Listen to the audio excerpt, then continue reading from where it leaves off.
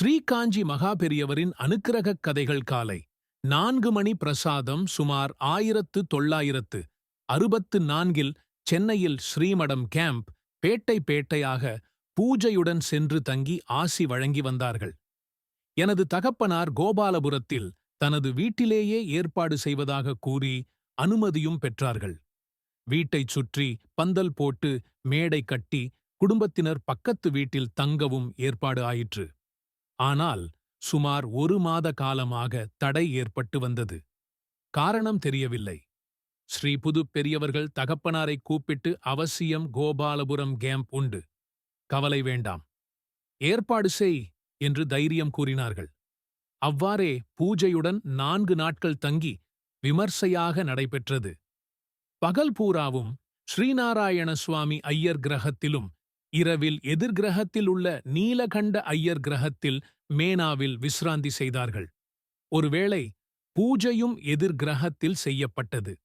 தினமும் பக்தர்கள் வந்து தங்களது குறைகளை கூறி ஸ்ரீமகா பெரியவர்களிடம் ஆசி பெற்று பிரசாதம் பெற்று செல்வார்கள். இதை 20 வயது இளைஞனான நான் தினமும் பார்த்துக் கொண்டிருந்தேன். 4ஆம் நாள் நான் என் தகப்பனாரிடம் வருகிறவர்கள் எல்லோரும் பிரசாதம் வாங்கி செல்லுகிறார்கள்.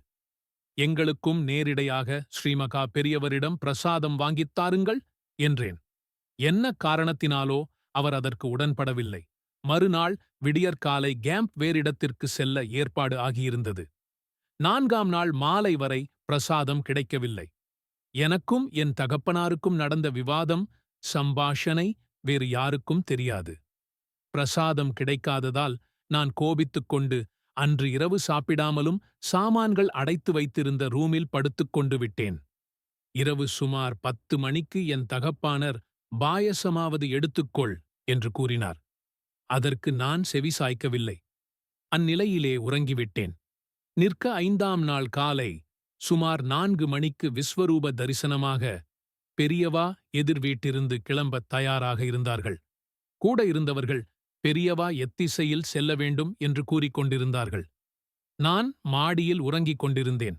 அப்பொழுது ஸ்ரீமகா பெரியவர்கள், இந்த வழியில் செல் என்று கூறுகிறாயே.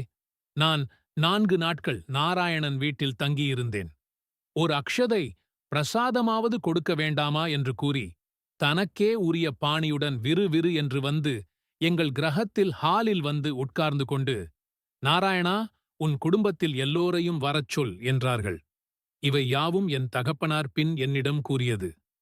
மாடியில் உறங்கிக் கொண்டிருந்த என்னை கதவை தட்டி எழுப்பி ஸ்ரீமகா பெரியவர்கள் வந்து இருப்பதை கூறினார்கள். பின்னர் ஸ்ரீமகா பெரியவா திருக்கையினால் தனித்தனியாக யாவருக்கும் பிரசாதம் வழங்கப்பட்டது.